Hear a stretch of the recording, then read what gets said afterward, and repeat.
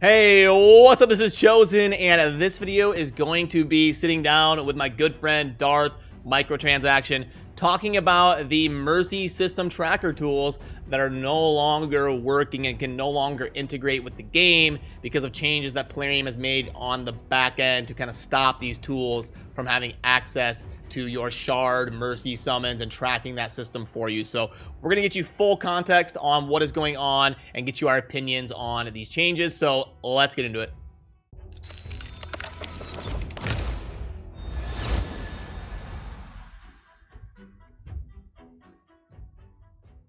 Alrighty, now joined by my good friend Darth Microtransaction. What's going on, man? How you doing?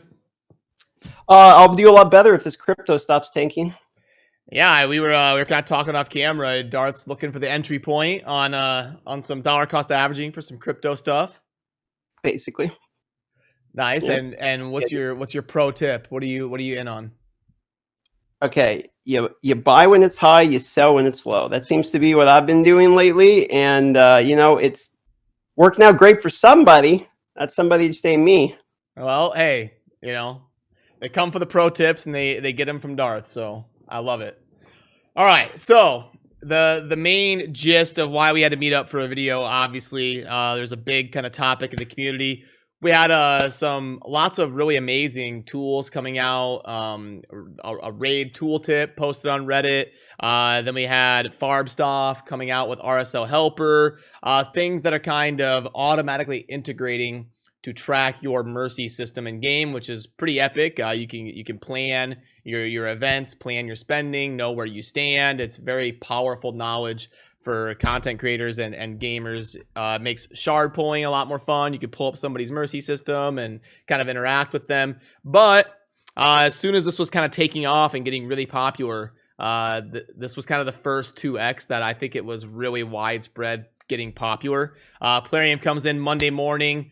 Doesn't even have a cup of coffee. It's just straight to axing that to where these tools no longer integrate. So I guess that after me setting the table, for those of you that didn't kind of know what was going on, I'll get Darth's kind of what are you thinking right now in terms of that topic? I think some nerd there crunched some numbers around and realized they were losing 0.0001% of revenue because of the Mercy system that they refused to have into the game themselves.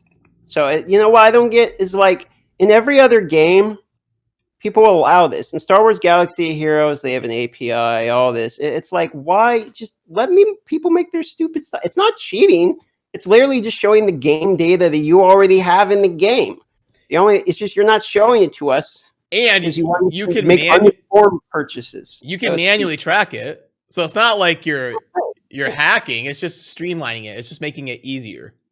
It doesn't make any sense. And we've already gone through and done it with the free to play account from brand new accounts. And we know that's not random in the beginning. So we know that there's no way you can abuse it. Like, you can't even make new accounts to try to farm the pities or anything like that. It's just somebody there decided they don't like the fact that people are making informed purchases, because gambling's about uninformed purchases. So yeah, it's unfortunate. I think I was talking with Farbstoff today, and I think the tool is still going to be able to be basically a tracker for you. So you don't have to sit here with like a pen and paper. He's going to try to get it updated to the point where it will function for you.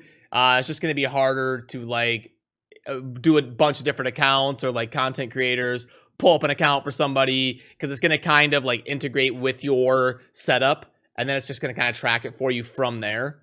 So I think it'll shake out and be mostly okay for individual use. Once you get it up and rolling and you've got a legendary of each different shard, you'll be kind of tracking it from there. But definitely kind of unfortunate, because I was having a lot of fun doing shard pulls for people and pulling up their Mercy system, and people knowing they can download it right away, see where they stand, and like. That's kind of why I wanted to bring you here, is because you have dabbled more seriously in lots of other gachas than I have. I come from more PC gaming, Diablo, StarCraft. You've done a lot more of like the Genshin Impact and the Star Wars Galaxy, so you're a lot more knowledgeable. I've tried most of them, yeah. Yeah, and like you had alluded to earlier, do they all show you like your Mercy system? Not all of them, no, but the majority of them and the newer ones all absolutely do. To give you an idea, not only does Genshin allow you to know, but it actually has a history list. And Genshin Impact just is making more money than Raid now. So it's like we know that, you can do it and still make money. The difference is Genshin just has a really good game. I mean, there's a lot of problems with it, sure, and there's greed and all that. We can go into that, sure, but they have a good product, so they don't need to, mess around with your brain in order to get the purchases. They just be like, here's the product, you can buy it if you want, and here's your history. So you can actually go in and see your history of pose, all of them. I mean, like all the way back to you can just see all of your history of pose ever. And you can just sit there and count. Okay, I'm 15 off pity or whatever. So it's all implemented right in the game, and they had it since day one. I feel like there needs to be some sort of regulation standard on that. Like you should not like you should be able to kind of look at what you've purchased. That should be like a receipt. That it should be like readily available. If it's gonna be based on like RNG and gambling, I mean, I don't know. I feel like I mean, they legally are able to get away with it because you don't have to spend money to open shards. Technically, a currency. So yeah. legally, they have loopholes there, as far as I'm aware, with this type of stuff. Because I did a little bit of looking into like the patents and the legal stuff, and this, a couple of my videos before. And basically, what happens is the majority of these games outskirt the legal gray area the most of the time, and you can get around any of the laws that basically state like premium currency stuff that's money only related. You have to disclose almost everything, but you can get around that just by having a layer of currency. Like you can have the premium currency and then have the premium currency buy a different currency and then have that currency be totally different. So I mean, you can always get around the laws. So I don't really know any way that regulation or anything is going to do anything for a while, because the way I feel about it is really what it is it comes down to, in my personal opinion, it comes down to really kind of the integrity of whatever company. Like it doesn't really come down to like what, because they're always going to be able to. I mean, any company is always going to be able to mess around with. It doesn't even matter about gaming. It can be anything. It always comes down to the integrity of these companies and what they're willing to show and be transparent about. And unless for some reason Raid was going to release the pitying game to show you, a bar that fills up or wherever, like we've been talking about forever, then why remove it? I mean, the PR arguments they could have made, they weren't even smart enough to make. They just said it was a technical update, nothing big, and then slid it in there. But it could have been like, hey, this could eventually be a problem where the guy hacks all the accounts. This guy could use this information. This could be, Russian hacker, whatever. They could have gone in, any number of better PR ways than just like. So I think that typically you read between the lines with Plarium. I mean, every company, you kind of look at what they say and you can kind of read what they're saying different ways, by the way, but you just look at the history, read between the lines. They try not to mention it because they just want everyone to forget about it, because if they're always not transparent from the beginning, it's always about money. That's just the way I've seen it with Plarium. So it's 100% they realize they're losing a little bit of money somewhere. Someone realizes they're 200 void shards off pity. They don't want to buy 200 void shards. You know what I mean? So it's incentivized for them not to buy. I mean, that's the only thing that makes sense to me, because there's no other reason. They could have got free dev work. They don't have to implement it in the game now because somebody else has it. And that's the way the other Gashas did it. Like Galaxy of Heroes, for instance, has this website called swh.gg, and it will show you all kinds of things. How, besides the stuff like how to build characters and all the guide stuff, it will show you all the data of the game. It will show you when the next events are coming, all that stuff. All that stuff. And they're just okay with it because the way they have it is they just have an API. Okay, if we put it in the data, then we're saying you're allowed to see it. And we've already known, when I was in the content creation program, we already know they weren't cool with calling people out for data mining, because they said, hey, that information's out there, so it's okay to be seen. So why is it not the same in this situation? Why could we data mine before and make videos about data mining prior? And they say, well, that's on us because we put the info out there. Well, you did put the info out there, and now it's no longer on you, and now it's on us. So it only makes sense for them when it makes sense for them. And I just hate, that's my problem with these people. It's just always, everything's always one-sided. And, people say I'm a crybaby and all this shit. It's just how I see it, dude. It's like it's always one-sided with them, Well, anytime anytime in life that you have to ask why, the answer is money. So Exactly. so why did this, when you said why would they remove, the answer is money. Like you said, they must have crunched numbers or they have some analytic that we can't see, but like I would have thought it would have been a net positive. Like I would have thought, because You think. but obviously not, or else they would have left it, because but I would think people are like, oh, I'm within 15 of Mercy and this pack is 22 voids, like I'm guaranteed a legendary. I would think it would be more of a driving force than a negative thing. But I guess not, because they axed it for a reason. But the good news is, in terms of individual usage, if you start using something like this, it looks like Farbstock's working on having it track for you. And I do also have to give the disclaimer that like I didn't make this tool, so ultimately. Yeah. Like, you gotta decide if you want to put software on your computer or not. I can't recommend that to you. And as far as I'm aware, the guy doesn't have it open source.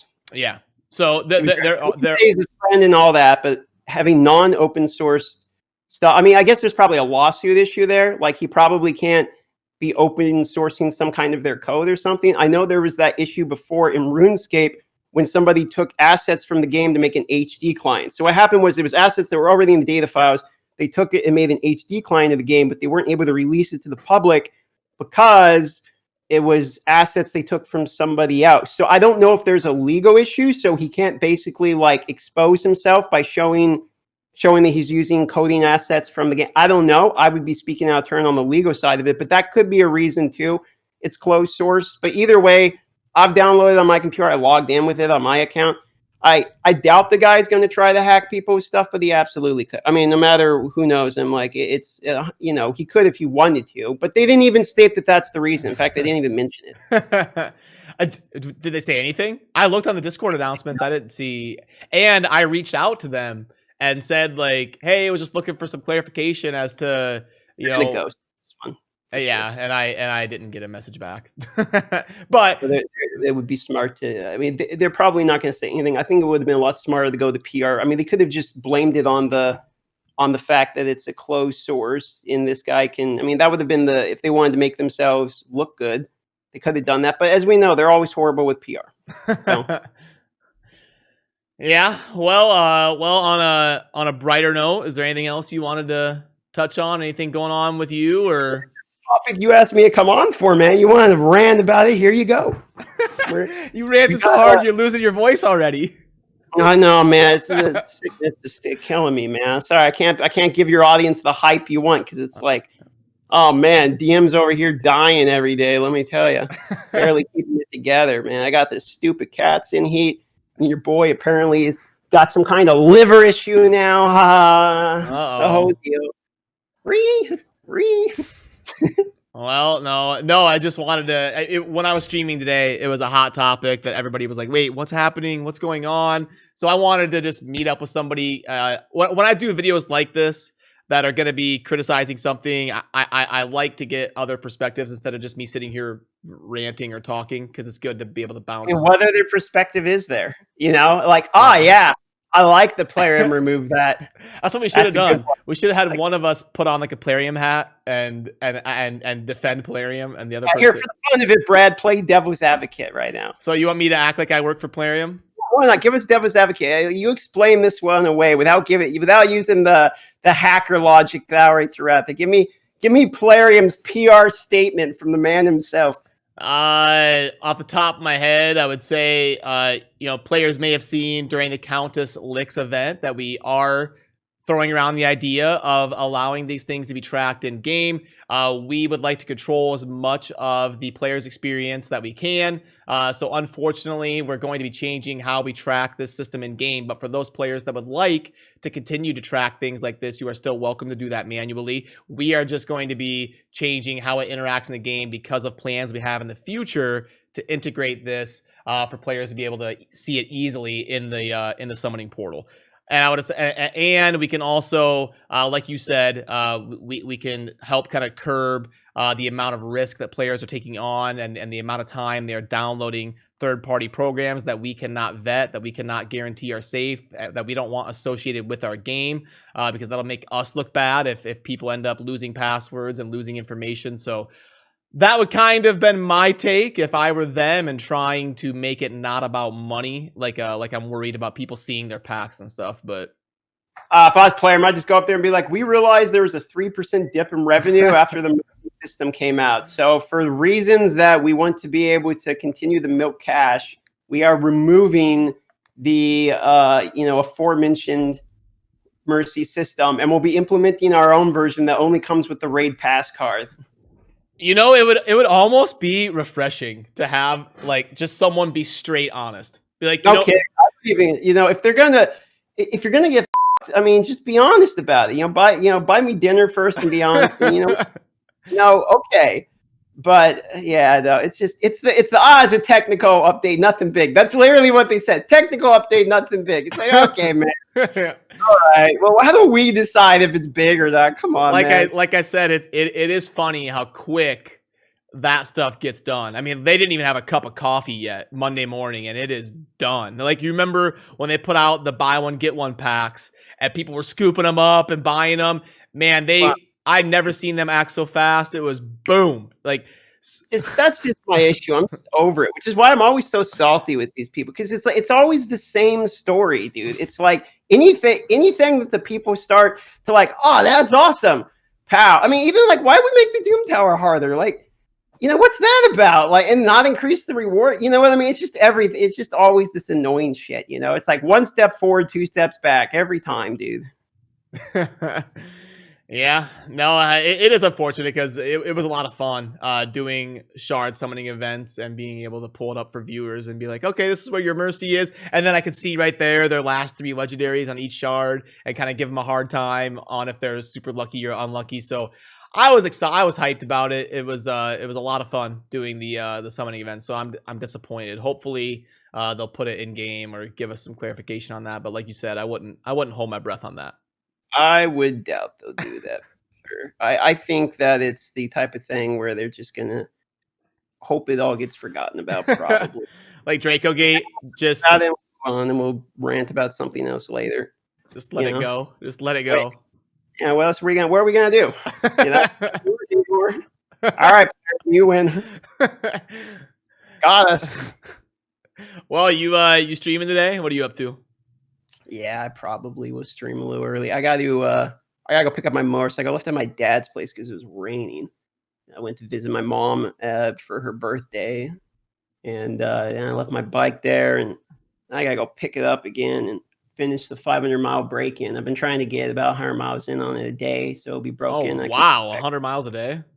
It's not that bad on a bike. A couple hours. You buzz around or something, take the highway, take it back. There's a break-in period on new motorcycles and new tires. So it's 30 miles for new tires. And you have to be really, really careful on new tires because they're always super slippery. So the first 30 miles, it's just weaving back and forth to evenly breaking the tire. And then after that, then you go on the highway or whatever for 500 miles and you go have it change, the oil changed and redone. And then the bike's good to go. So that's kind of what I'm doing before I can, start really around on it a lot. But I'm getting better at the core. I learned that I was cornering. I've been on motorcycles 22 years, but I learned that I was cornering wrong on the crotch rocket bikes I own, because this is my 3rd crotch rocket bike, right? Like, I own a couple R6s, now I own this R3. And I learned I was doing the cornering entirely wrong. So like, I'm relearning that process, which is way more fun because I can get a lot closer to actually be able to like drag the knee on the corners, which is, the ideal, right? But it's hard. It's hard, and plus, especially because there's so much gravel up here in Alaska, you gotta really be careful on corners and stuff. And then I'm still in the braking period of the bike, so I'm trying to be careful. But yeah, I've still got a scar on my knee. I grew up on a farm and I had a little dirt bike, like a little 100cc or whatever, a little dirt bike I used to bum around on. And I was on the cement, took a corner. There was like some gravel and maybe a wet spot or whatever, and it just slid out, and I just slid on my knee for like 10 feet, and I still have the scar on my knee. I believe that, man. I wear like a full tracksuit anywhere I go now. I have, it's a zip together, full leather, Kevlar, and the whole deal. And it's super hot to wear, but it's like, these cars will pull out in front of you and nothing flat. When I had my first street bike when I was 18, I went and bought an R6 and was, last year of high school, I was riding it to high school and all that. And I was an idiot on it because it is, when you're a kid, you don't actually realize your mortality. You don't really think about the fact you're gonna die. Stupid So I'd be stuff, yeah. doing, like clutch a wheelie up on the highway, do stupid shit like that. And now it's like I don't do that anymore. It's all about riding and Yeah. and all that, and just trying to get better at corners. But there's something about freedom of a bike. I had a little dirt bike like you did as a kid too. I didn't grow up on a farm, but we did a lot of dirt bike riding. When I was 8, I had an 80cc, and then when I was 11, I had a 125. And then when I was 18, I bought the R6, and I bought another R6 right before I got married, and then the ex-wife made me sell it. And now, I'm single once again, so I can get a motorcycle again, baby. And it's I got camera on it, so I got a video of me riding around on the channel and all that, Oh, nice. there. So it's been a lot of fun. Awesome. Well, then thanks for joining me and giving me your insight on I think we're in agreement on the Mercy system and stuff. So yeah, not really a lot to talk about on it. It's just like, okay, I mean, you know what it is? It's the sun that always disappoints you, and it's just like, all right, well, whatever, dude. It's another one, Yeah, after 2 years, the Darth's energy to rant is waning. Yeah, it's just like what is there to say you guys haven't already heard? I mean, congratulations, they're doing the same stuff I've been saying they've been doing for a year, but all right, man. Not too much. Cool. Well, thanks for joining me. It was fun, and don't get too crazy on your bike.